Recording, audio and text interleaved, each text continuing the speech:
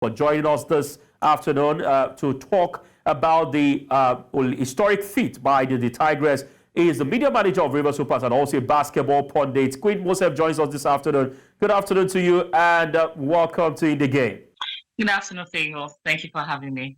All right, they say what a man can do, a woman can even do better. And that's the case of the Tigress. Why did the Tigers fail to qualify? The Tigress are giving us a lot of smiles at the moment. A huge win for the Tigress. First time in history for an African team. What, did you ever think this will happen? And if yes, do you think it was this Olympics? Seriously, I never thought that this Olympics would be a time that the Tigers would make it to the quarterfinal stage. I never thought it was going to be this. Because looking at the draws, Canada, Australia, France, I was scared for them. I was like, this is a tough group.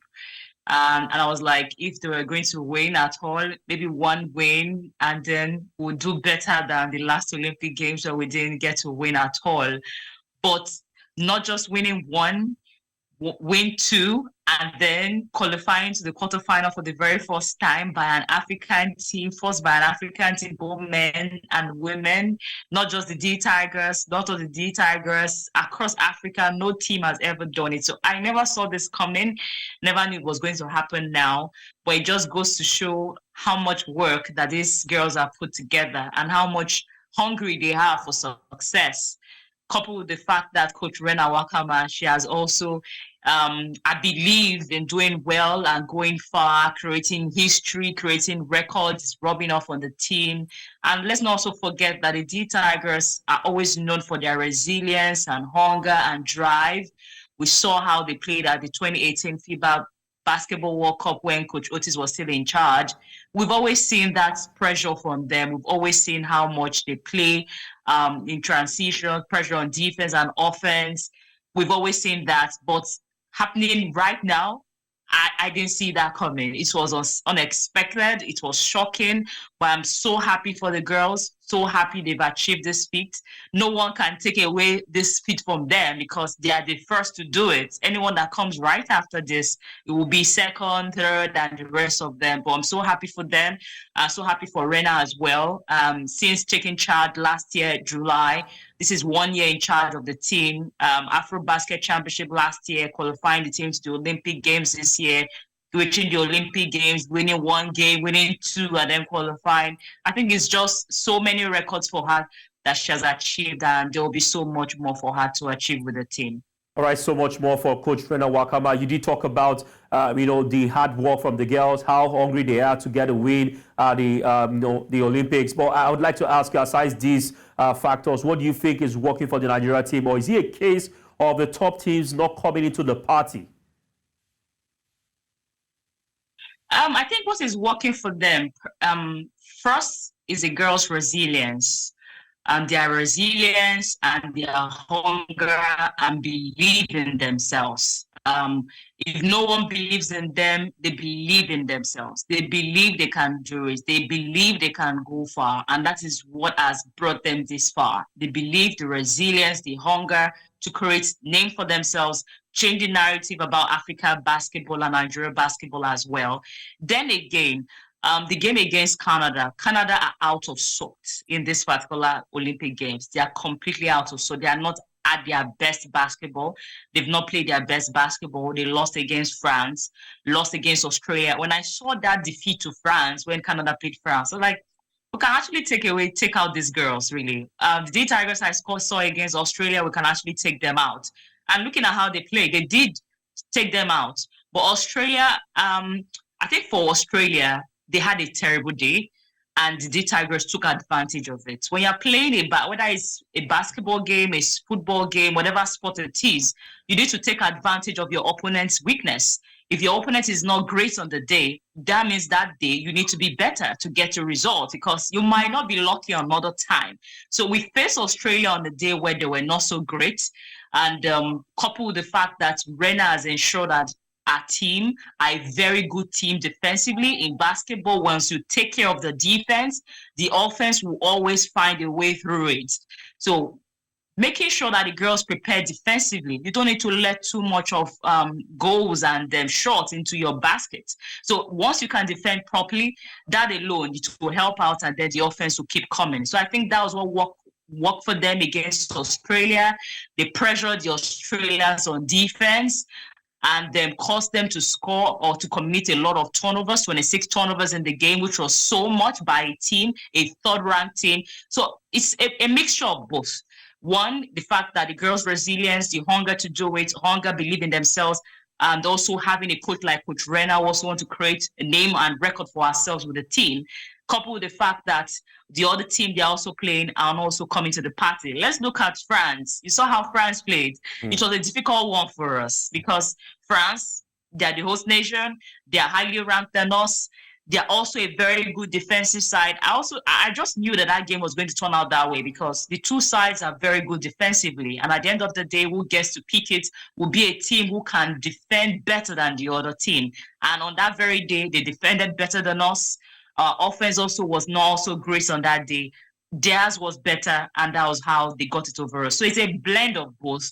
Our individual players and collectively as a player, we're doing our best. We are doing what we can. We are hungry for victory, resilient and fearless, and we are fierce. Yes. We also have Ezinne Kalu back. So yes, she's leading the team so well that she alone, she's like 11 out of the many.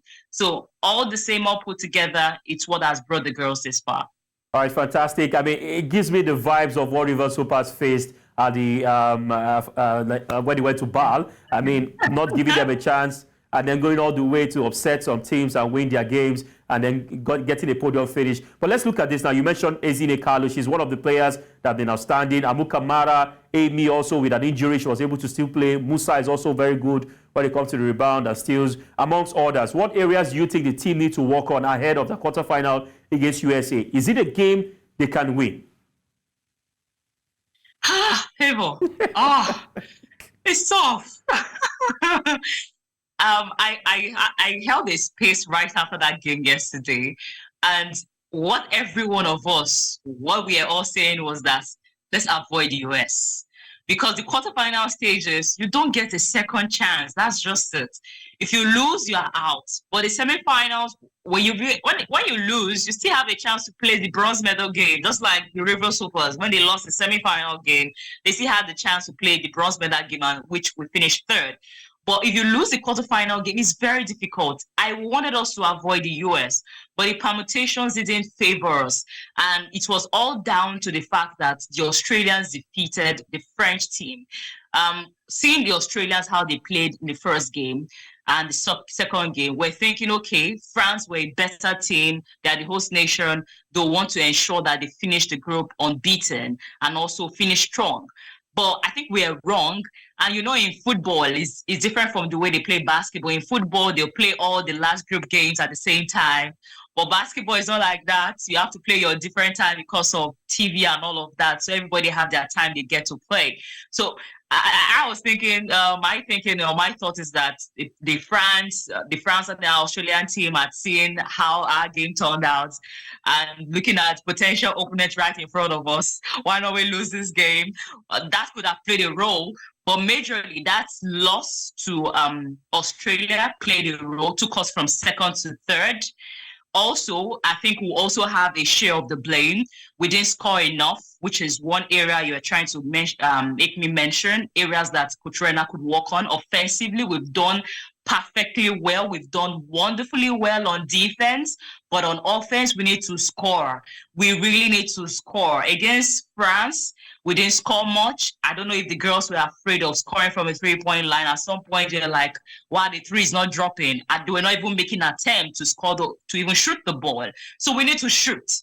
We need to score. And that's what has brought us to this particular position that we are at, because we didn't score so much. So when we're going to look at the permutation between all the three teams who had gotten two wins, France, Australia, and Nigeria, they had to move us back to third because we didn't score. Our point differential is actually lower than France and Australia. And that's why we finished third. And then Belgium will finish 8th seed in all of the 8 teams that are qualified for the quarterfinal. You can't meet a US team again because the US and the Belgian team met at the group stage. So you can't meet them again. So who is the next team you get to meet? It's Nigeria. And that's why we're meeting Nigeria. We're meeting the US now. So it's a tough one. I feel for the girls. I hope it doesn't affect them mentally. This is another area that Rena needs to work on. Work on your girls mentally, psychologically. Don't let them get defeated mentally, because I know that they are playing the US. Some might just feel that, oh, you're playing the US and mentally you're already beaten. No, you have to brace up. There are 5 girls on the court. You're also 5 as well. So play them like you're playing. You're also an Olympian. So you have to play them like the same, like you're saying. Another area we need to work on, they need not to out-rebound us. They out-rebounded us yesterday, despite the fact that we lost that game. We out-rebounded against France. We caused so many turnovers. So those are areas we need to work on. I think if we can do this, we might just have that slim chance. And then we need to pray or hope that US have a terrible day. So with all of this, we might just pull through, we might just create that shock. All right, a bit of hope there, but at the end of the day, when you look at the two teams, we know, of course, that they are not on the same level with basketball. But then, if we can get to see an upset in sport, definitely we should be hopeful for an upset. But before I let you go, I would like to ask you, what do you think would be recorded as a good outing for the Tigers? Would it be just finishing or getting the quarterfinals or semifinals or finals? This is a good outing already, Favor. This is a good outing. Whatever comes out of this is a plus. No African team. The South Sudan that a lot of people had been shouting and clamoring for because of the short time we've seen South Sudan and how they've prepared, Lord Deng's contribution to them, and how they've gotten here. They almost defeated the US during their preparatory game. But at the end of the day, they were not even the ones that got to the quarterfinal. At least the Nigerian team getting to the quarterfinal. So now this is like a record already. They've already done well. Anything adding to this is like an addition. It's like an icing on the cake. I know they would love to finish on the medal table. Nigerians would love to see the medals coming, because now we're even getting more disappointed. Athletics, we are just dropping and everything. We're just hoping that Daniel Igali's girls will give us something to smile from wrestling. So Falcons too, they even win one game. So you look at it, when you look at the D Tigers, there's this sort of hope coming from there. So I think they've actually done well. This is actually a brilliant outing. But if they get to beat the US, come on. Whatever happens in the semifinal, I don't care. Whether they finish on the podium, they don't finish on the podium. It's huge beating the US, because you are beating the world champions, you are beating the Olympic champions. They are going for their 10th Olympic medal. So it's going to be really huge to take out the likes of Brennan Stewart, Adrian Wilson, Griner, the rest of the Sabrino, all of them. It would be really huge if they can create this shock.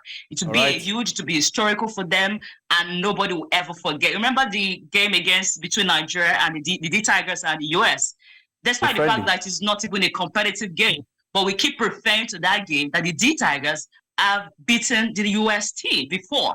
So it will go down in history if we get to do this. So whatever happens, it's just an icing on the cake, Favor. The girls have done well. They've done really well. But if they finish on the medal table, it will be beautiful.